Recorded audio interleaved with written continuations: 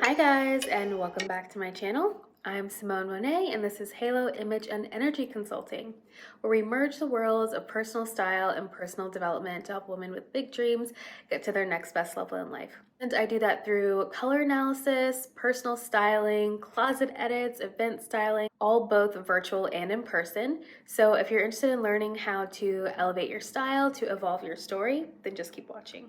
So today, you guys, we're going to be talking about 10 trends predicted for 2025 in both fashion and beauty.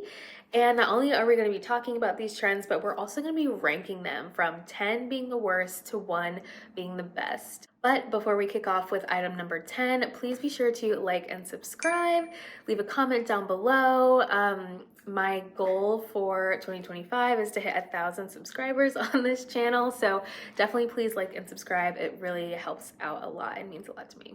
And you guys, if my eye looks a little weird here or I seem a little off, it's because it is, and I'm feeling a little sick today, and this eye literally will not stop watering. It's been hours. I don't know what's happening. I don't know what to do. So she's a little wonky today, but we're just gonna roll with the punches. You know, I actually heard this saying recently, this quote that said, you know, stick to the plan, not to your mood. And I just like honestly haven't been the same since. Like, you know, I want to film today. I said I'm gonna film today, even though I'm feeling a little like under the weather or whatever. Like I'm just gotta stick to the plan sometimes, you know? But anyways, yeah, let's jump into number 10. So the first trend, and arguably the worst on this list, is gonna be fisherman core.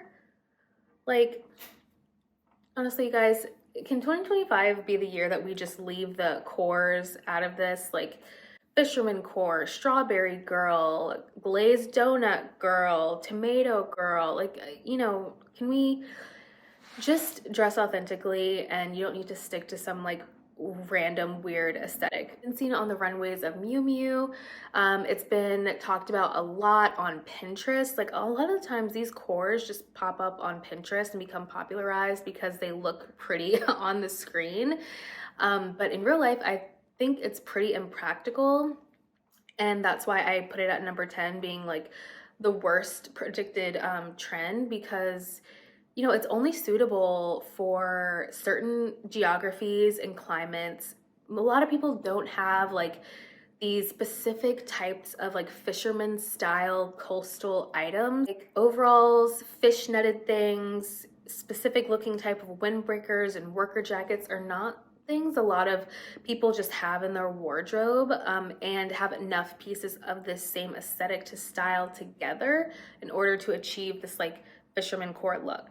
But on the other hand, if you are a coastal girly or you know, do whale watching in Alaska, this may be right up your alley and be really fun to play with in your wardrobe. So it includes things like I said, windbreakers, those tall black hunter boots, cable knit sweaters, of course the typical nautical suspects, you know, boat shoes, navy and white striped things. And like I said, I think it's a fun aesthetic. I think it's different and interesting from some of the, you know, clean girl corporate type of aesthetics we've seen recently.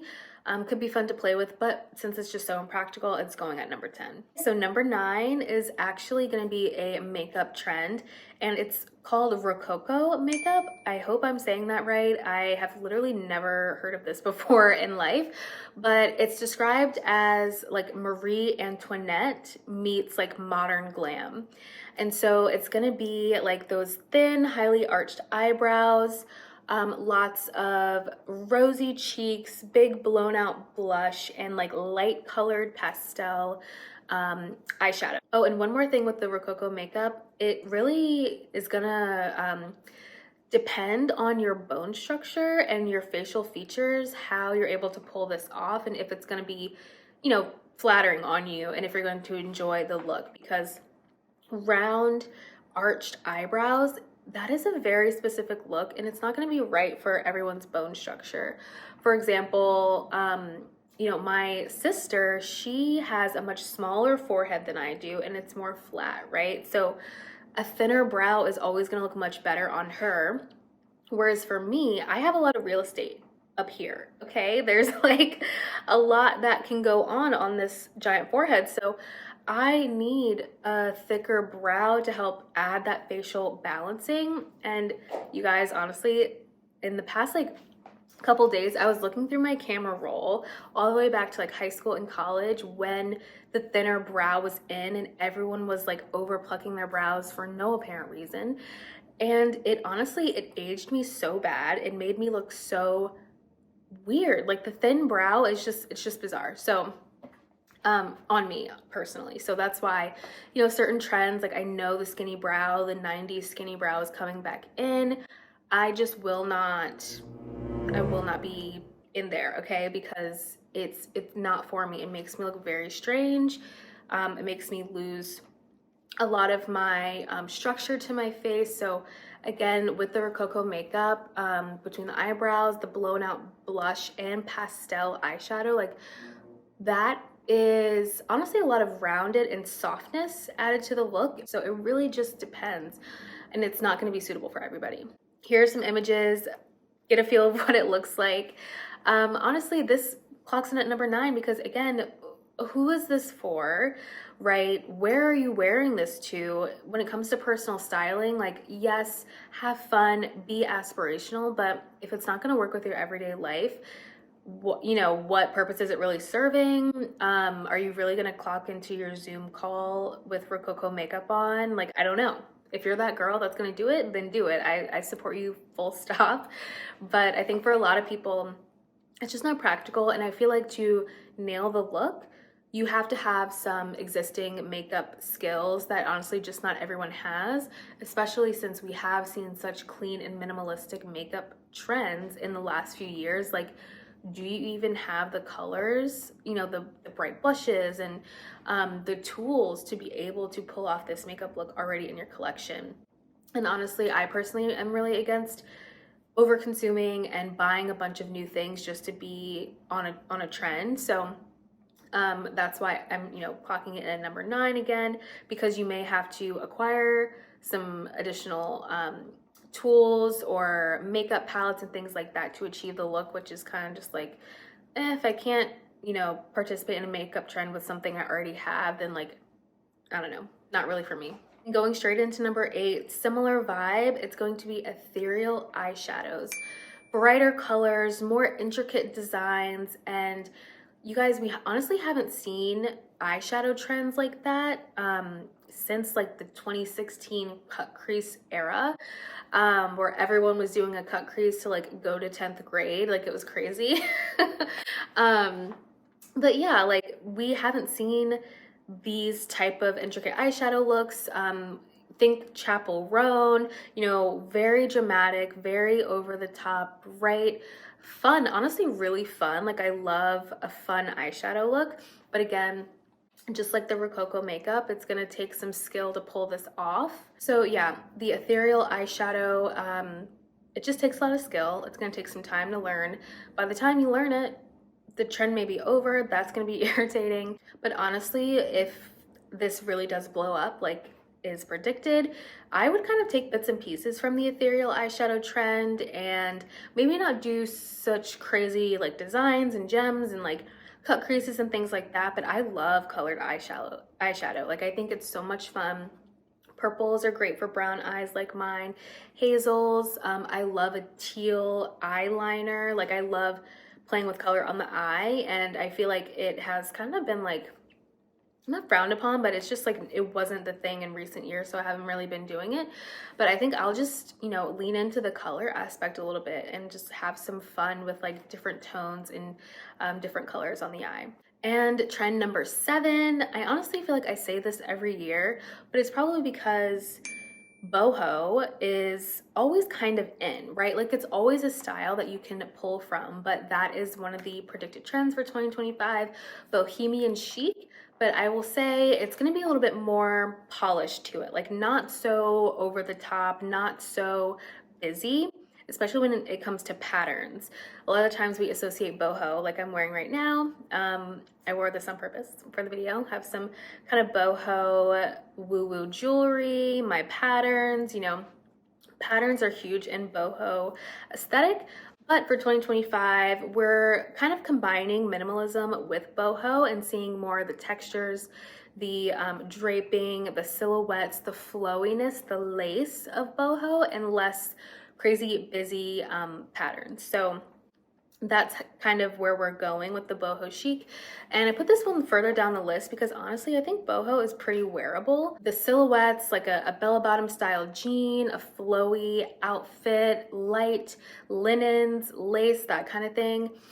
Suede is also going to be really huge again in this 2025, especially brown suede, with the mocha mousse being the Pantone color of the year. I think all those things are really wearable. The only concern is, I would say, with your body type and your silhouette, right? Like boho is very specifically known to be flowy, you know, draping down the body. And if you're someone that has a body type that requires more structure to help define your look and draw the eye to certain places, then boho may be a little more difficult for you to feel good in and not feel overpowered in. You just feel like you're wearing a big drapey garbage bag if your body type is not in harmony with the boho aesthetic and cuts and silhouettes. For this trend, you can definitely look to Zimmermann for some inspiration. I love their lace. I love their flowy dresses. I love the femininity that they carry, the light colors, the patterns. I think that's a really good example of like modern boho. And I prefer Zimmermann's style as well because they still, in some of their pieces, will integrate more of a structure, which is what I prefer. Like for my somatotype, which is a way of categorizing body types, I am mesomorphic, which is in the middle of endomorphic and exomorphic. And so being in the middle, that means that I require a balance of both structure and flow in the way the fabric drapes on my body.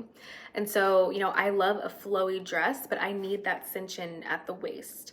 You know, some sort of balance to kind of keep things where they should be. If you're curious to know more about somatotypes and like what that really means for your specific physique, you could definitely book a closet edit and body typing analysis with me. All of my closet edits come with a full body type analysis that includes somatotypes and also the shape and structure of your physique, measurements, calculations, all that goes into recommendations for your specific body type and help explaining to you what that means for your fashion choices. But this is a good example of why it's so important to know that stuff, because like I know for me, like I love boho, but I can't do it to the extreme. I can't do it, you know, completely by the book. Like I still need a degree of structure, which is why I will often lean into the bella bottom jean type of silhouette within boho, as opposed to like a full-on draping gown to the floor that's super flowy and has no structure, because I know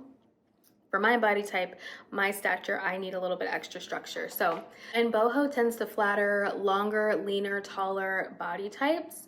So it can be tricky, but it's honestly a beautiful, timeless aesthetic. And I love to kind of just integrate it into an otherwise modern look. You know, like jeans and a turtleneck could easily be bohoified by tying a scarf in your hair, some, you know, whimsical jewelry. I love wearing these when I'm going for my boho aesthetic. It's very flower child. And, you know, or tying a little tie around your waist to go with the jeans. You know, there's ways to play it up to just add a gentle touch of boho. So number 6, we've already kind of touched on this, but the skinny brow trend, not quite there yet, but it's coming back in full force. I can feel it in my bones, you know, just like I felt low-rise jeans coming back, and how I knew that that would be bad for me and absolutely not something I'm going to participate in. So skinny brows, I mean, Gen Z is like always been obsessed with like Y2K, 90s aesthetic. Think like Pamela Anderson in the 90s, thin, dark brows. It's, like I said, a very specific look. It's really not for everyone's face shape. I have loved the thick brow emphasis in the last few years. I think they got a little out of hand with the fluffy brow where all like the hairs are sticking up. I think we went too far, right? And whenever we go too far, we always have to snap back to the other extreme, which is just always something that happens in fashion and in life in general. So here we are back at the skinny brows. Honestly, maybe this should be higher up on the list, because if you participate in this, and for real, like really go for it, and you over pluck your brows or you over wax your brows, it's gonna take a long time, okay? A long time to get them back to where they once were in terms of fullness and thickness. And I remember in high school, somehow I accidentally shaved off the end of this eyebrow, and it still hasn't properly grown back. So be wary with the skinny brow trend. Okay, last half of the list, that means we're getting into a lot more easily accessible, wearable trends coming up in 2025, which is always good to kind of play with if you're interested in doing that. So number 5 is going to be power dressing. I'm sure you've kind of seen this aesthetic popping up. It kind of started with the office siren look, which I don't know if it was really that powerful or if anybody really participated in that. But it was kind of that like blend of masculine and feminine aesthetics with, you know, more suits, more structure, but still having that sexy edge to it. But it's a way of asserting dominance for women in the workplace.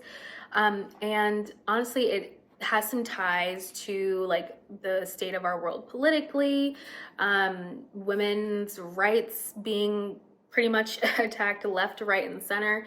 And so this is kind of a way where people will integrate fashion and use it as a political statement and say like, hey, I'm here, I'm powerful, I'm strong, I can take the lead, you know, by wearing those suits, ties, blazers, you know, baggy trousers, that sort of thing. I believe it was Bella Hadid in a recent show, I can't remember the show it was, but she wore this amazing tailored suit and it just looked so like boss business, like I am powerful type of vibe to it. And so a lot of people are going to be taking on power dressing to essentially like stamp their status into wherever they are and say like, I'm here, I'm powerful, and you know, I'm not taking any shit. Okay, trend number 4 is gonna be sports and athleisure influence with some of the more casual wear, and even not so casual wear. So as you can see here, like polos, rugby shirts,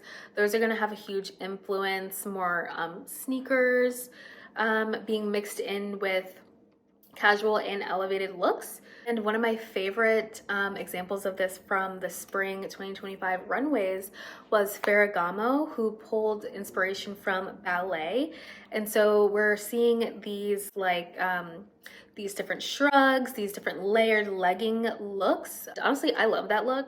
Like, I think it was definitely also popular during like the 80s and 90s in terms of like workout gear and the leotards and the bright leggings and the contrast between colors. I just think it's so fun. And obviously, you know, the Pilates princess wave has taken over in the last couple of years. So I can see a lot of women adopting this look to continue to play with that aesthetic and make their workouts and their wellness fun. And number 3 is going to be polka dots. And we often think of polka dots as very vintage and maybe a little stuffy, but it's honestly a timeless, it's a timeless pattern. You know, you really can't go wrong with it. It's very classic. And I put it at number 3 because it's so easy to integrate. It can come in a lot of different patterns, different sizes, and different levels of contrast. And, you know, whether you're someone that likes tinier patterns or big patterns, you can find a lot of different styles to suit the look you're going for in terms of polka dots. So I think it's always around, it's readily available, it's easy to integrate, it's a fun way to add a pattern without being too like crazy like boho would be. So for wearability and ease of use, I put it low on this list at number 3. Okay, and number 2 is going to be the cherry red lip trend.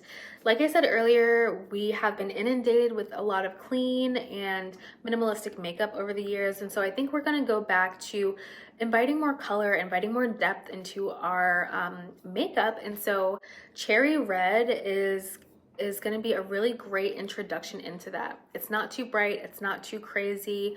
It can be more muted, it can be darker, it can be lighter. And what brand was it? Glossier has like a lot of that cherry type of products in their product line. And so we're already seeing brands kind of take this trend and integrate it into their products. And I put this at number 2 because honestly, it's really achievable. It's really affordable. You probably already have some of these type of cherry-like products in your collection, whether it be like, you know, an eyeshadow that you can kind of use as a lipstick and blend it with a lip balm, or you know, a lot of people tried that Clinique Black Cherry tinted lip balm a while ago, so you probably already have that in your collection or some dupe of it. And it's honestly, red is always a classic lip look to help elevate any simple basic jeans and t-shirt look. I love things like that that just give a little bit of elevation to what you're trying to do. And so that's why I put it at number 2 here, because it's easy, it's affordable, and it's a trend, but it's honestly something that you can use all the time. And number 1 most wearable, most accessible trend for 2025 is going to be hyper personalization. And this can be like the bag charms we've seen in 2024 that were huge, right? Like we saw that trend maybe a couple decades ago with the bag charms and things like that. But we have taken that into adulthood now with more elevated charms that brands are putting out. Honestly, really, really expensive ones. But I love for bag charms and shoelace charms even that are coming out. You can buy them or you can literally just make them yourself, like those little type of I don't know, little friendship bracelet things that people make, or little clip-on keychain type of things that you may already have that are sentimental and mean a lot to you. That's what we're getting at when it comes to hyper personalization. We're taking everyday fashion and we're making it more interesting, more personal, and you know, more meaningful for you in your everyday life. So that's why I really put it at number 1, is because my take on personal style and when I work with my clients, it's all about you. It's about your style. It's about what you enjoy. It's about expressing yourself and coming off authentic. And so I love hyper personalization because it really allows your personality to shine in a playful, fun, and affordable way. So yeah, you guys, I think that's it for this video. Those were the top trends coming at you for 2025 and ranked in terms of wearability and practicality. So I hope you liked it. Let me know what you plan on trying. Like, do any of these things interest you? Do they seem boring? What are we gonna do in 2025? Like, I won't be rocking any skinny brows, but I may do some hyper personalization with some charms and some things like that. So let me know what you think down in the comments, and I will see you in the next one. Bye.